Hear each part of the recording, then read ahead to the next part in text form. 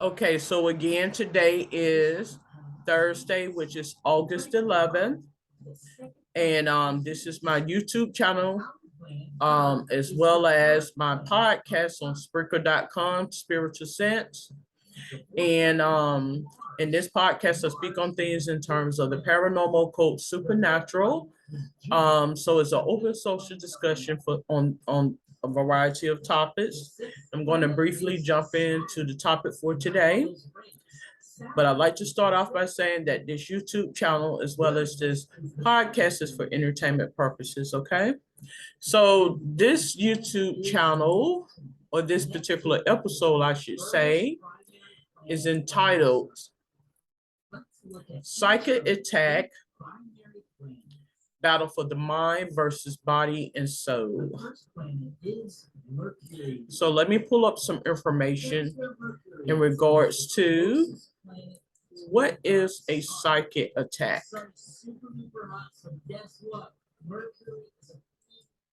What is a psychic attack? Okay, so psychic attacks is negative energy sent to an individual to inflict harm, which is a psychic attack. So basically, it's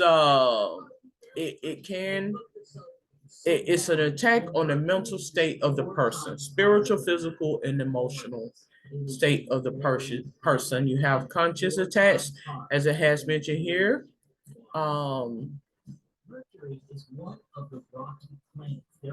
It's when a person deliberately wants to seek harm towards you, is what it mentions here. Unconscious attacks mentions negative energies that are sent without the attackers intended to inflict harm or on the victim. So is what it has indicated here.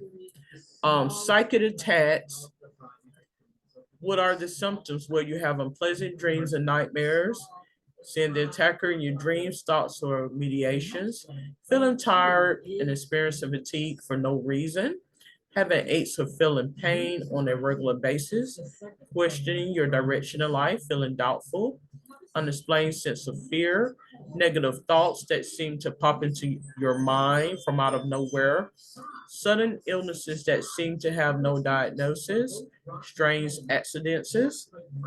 So that's basically what a psychic attack is. I have experienced those over the course of my life.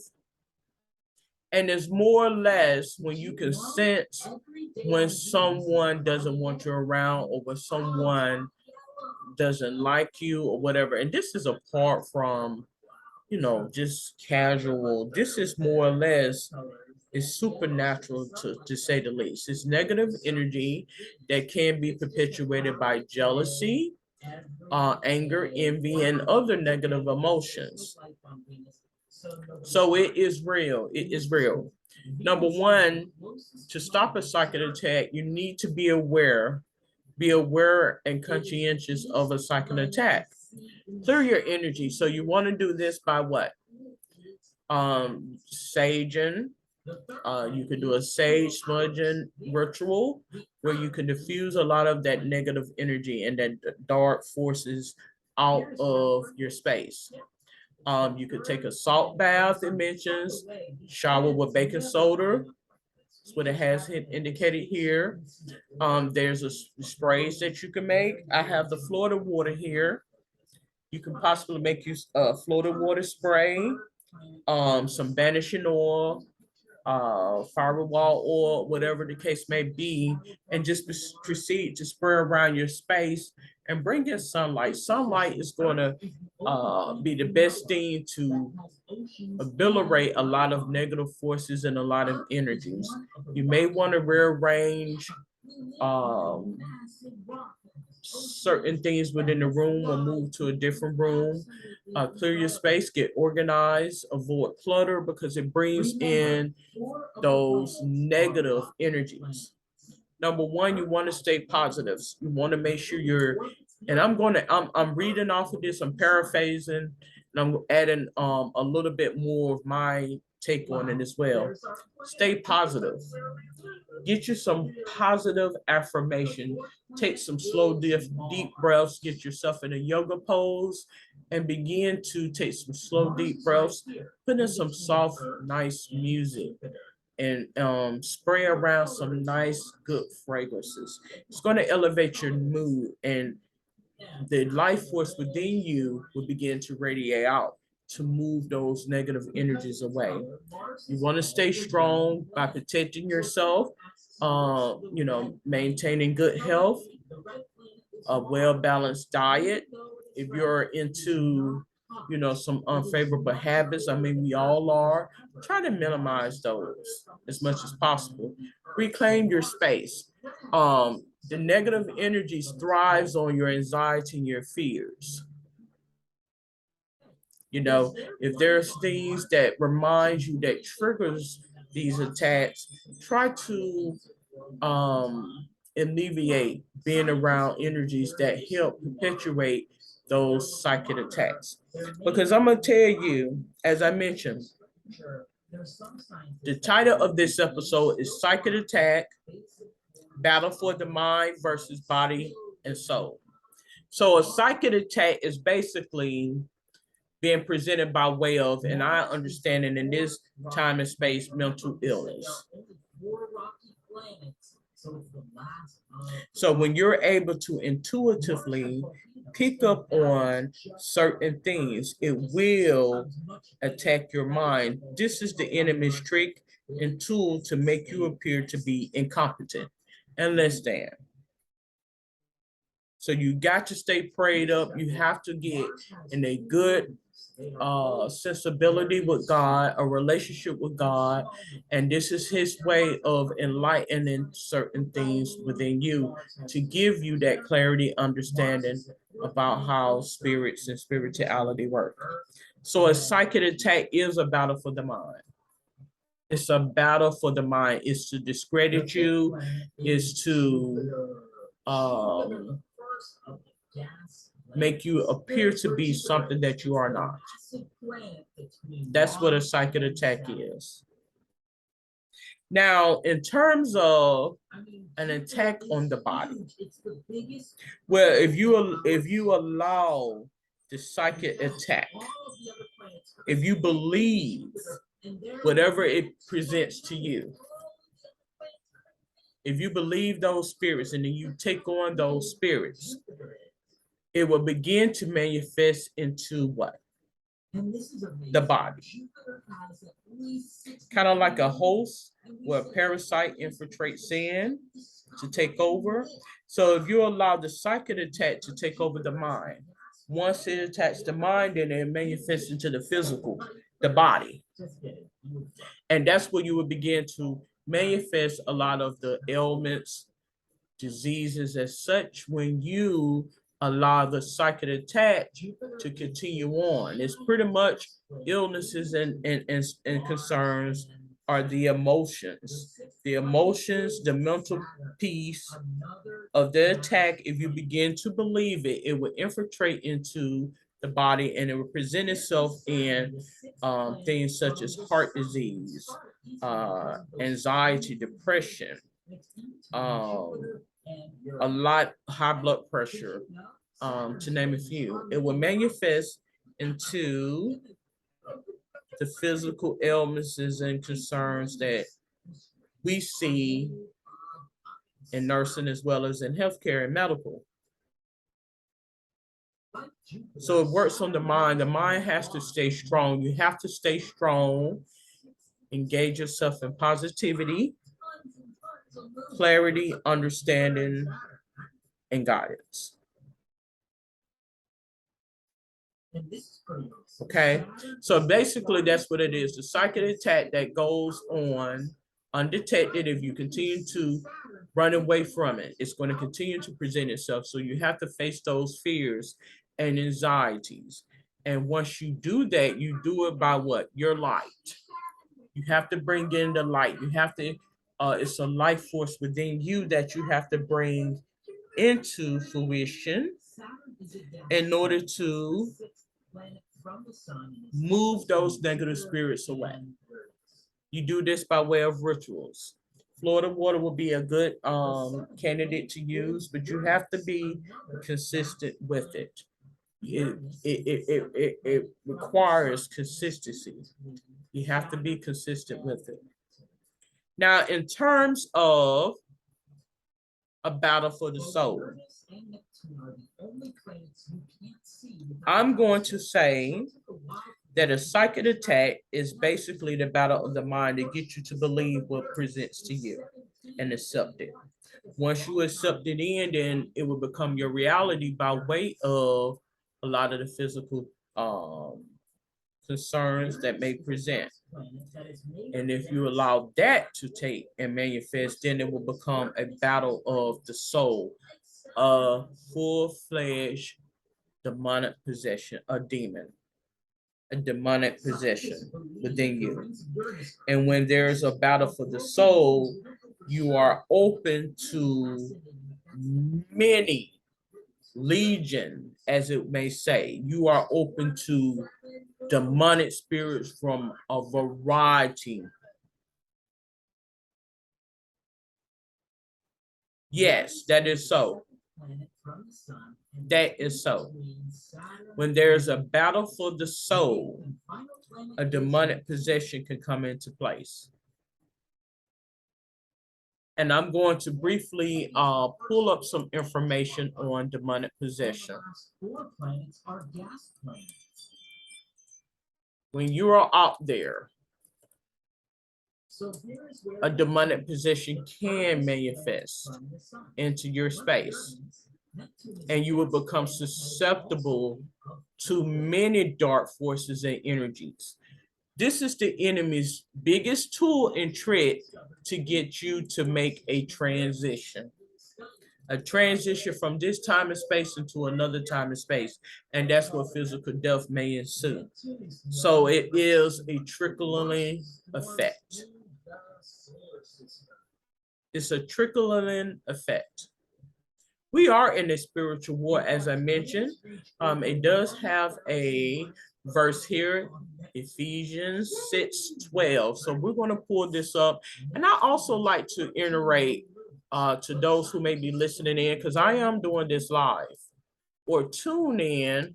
This is not a biblical podcast nor web presentation. Again, I would like to reiterate that this is not a biblical podcast or web presentation. I cannot argue.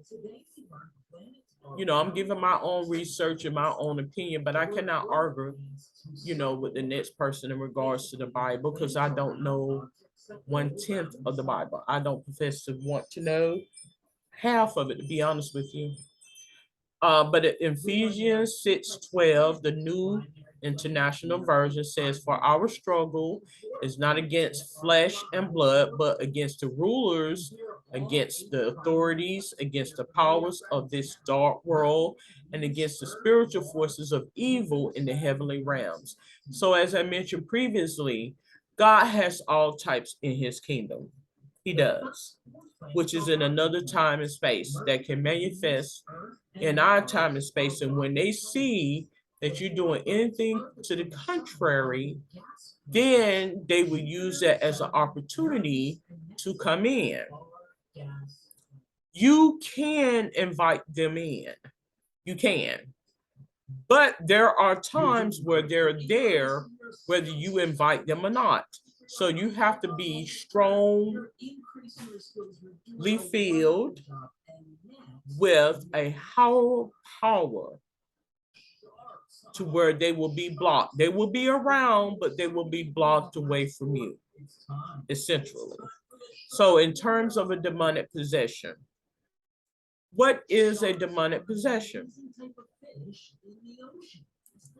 What is a demonic possession? Spirit possession. It's an unusual or altered state of consciousness associated with behaviors purportedly caused by the control of a human body by spirits, ghosts, demons, or gods. The concept of spiritual possession exists in many cultures and religions, including Buddhism, Christianity, Haitian Voodoo, Hinduism, Islam, Wicca, Southeast Asian, African, and Native American traditions. Depending on the cultural context in which it is found, possession may be considered voluntary or involuntary and may be considered to be or to have beneficial or detrimental effects on the host. So it does require a host. Those depression, anxiety, heart disease, high blood pressure, diabetes, all of that ensues come into the same reality.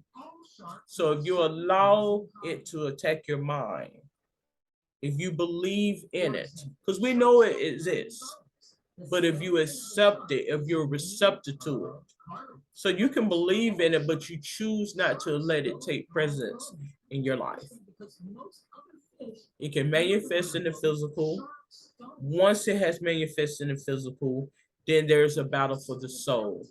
That's when the demons come in, and they come in by a legion. So we're going to go to demon possession. Demon possession. What is demon possession? What is a demonic possession?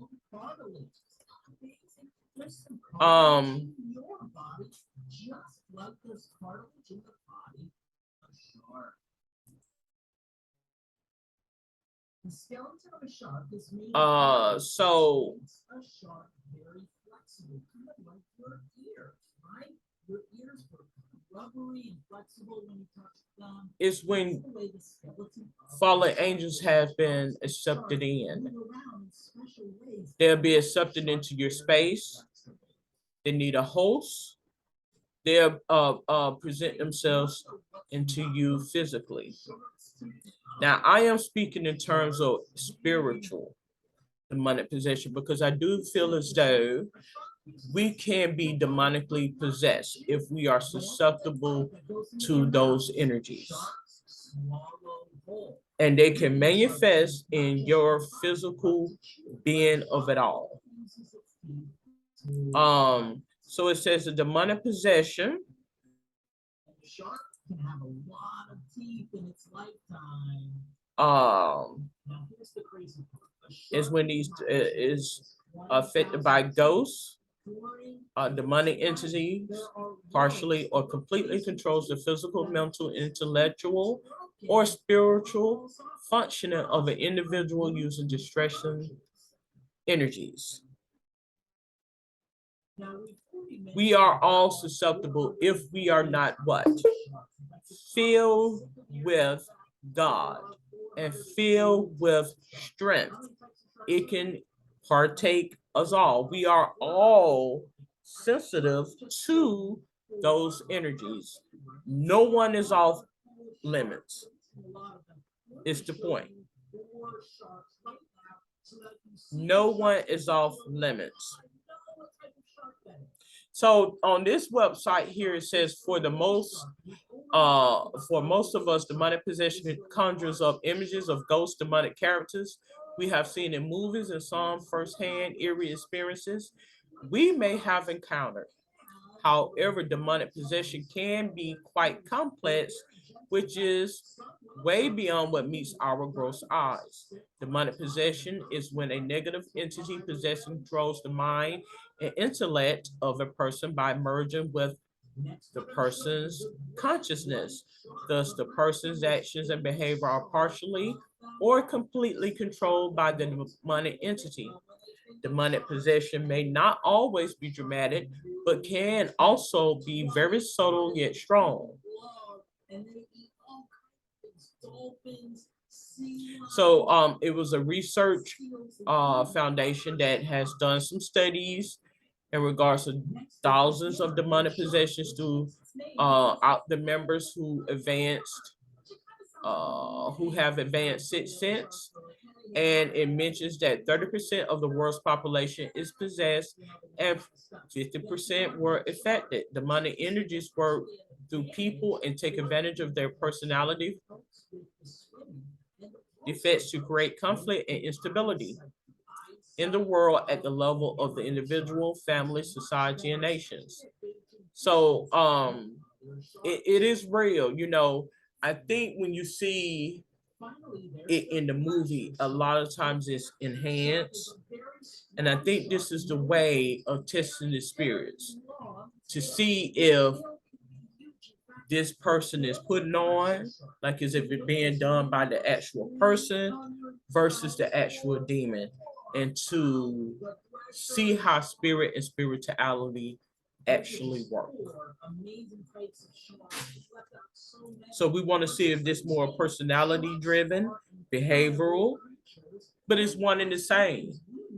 Even if it's behavioral, it's one and the same. So you see, sharks have an important job, a very important job, and it's not babysitting fish because Fred, I would trust you. It is. I really don't think that you can be trusted. It mentions that fallen angels or demons know the weaknesses and manipulate us via our imaginations and emotions. So they tempt us. Oftentimes you'll find that temptation is real, temptation is out there, and they will manipulate you and put images in your head to where, you think you're coming out on top, everything is perfect, and this, that, and the other. And this is how they set you up. This is the biggest trick and tool to setting you up. So here is our example. So what are some of the specific signs of demonic possession? Irrational emotion, uncontrollable aversion to sacred things and places. Now I give you an example, because the biggest trick the devil ever pulled is convincing the world he did not exist. I'm going to tell you that oftentimes God would give you discernment to where you would know when something is not right. And how a lot of times people would test the spirit by manipulation and confusion. Because when you take aversion to certain quote unquote sacred things, God will condition you to know that this is not of me and this is of man as well. So do we want to always say that a person is quote unquote demonic? So I think this is what we will refer to it as, okay, crazy. Because if a person has an agenda towards you that is unfavorable to your benefit, this is God giving you discernment. So do we want to always say that that's exactly what it is?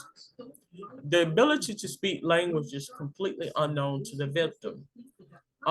This is, again, if you have the ability to pick up on being an empath, as I just recorded, you can begin to pick up on the emotions of others. When somebody is conditioned to see things their way and they only want things how they want it, and you're able to bring in those spirits, that's their way of showing you, okay, when you begin to invite them in over here, I'm going to take away from you. So that's essentially what that is. A knowledge of things unknown to the victim. Okay, again, many people who are not doing things that they're too proud of, or doing things that they're not proud of, I should say, are not going to want many people to know this. So of course, we're going to refer to that as being demonic, because who would want somebody to know their deepest, darkest desires and inhibitions? No one will want anybody to know that. So that doesn't necessarily mean that you are demonically possessed. It's just that God has given you discernment. So not to speak negatively of this website, because I did choose to go on this website. I did. My take is of demonic possession is when there's no control. Like everything has been fleed away from. There's an absence of a God as we know God to be, that's in a favorable sense of the matter. Now, hey, I'm gonna play devil's advocate because when it's being done by the will of God, everything that's of God necessarily is not favorable all the time. So I want to also state that. That's why I don't affiliate myself with no particular religion, belief system. I consider myself to be a gypsy, intuitive, psychic-like, spiritualist. So this is God giving you discernment about whatever the case may be. So it's to treat those who truly do not know. That's what that is. Plain and simple. And once you have received that discernment, you would know exactly what I mean when I keep mentioning the biggest trick the devil ever pulled is what? Convincing the world he did not exist. You're going to find angels and demons are essentially the same thing. Hands down. Okay. So I am going to conclude this episode speaking on my spiritual sense. If you have any questions, comments, or suggestions, you're more than welcome to comment below. Until then, you have a safe and wonderful day. Good day.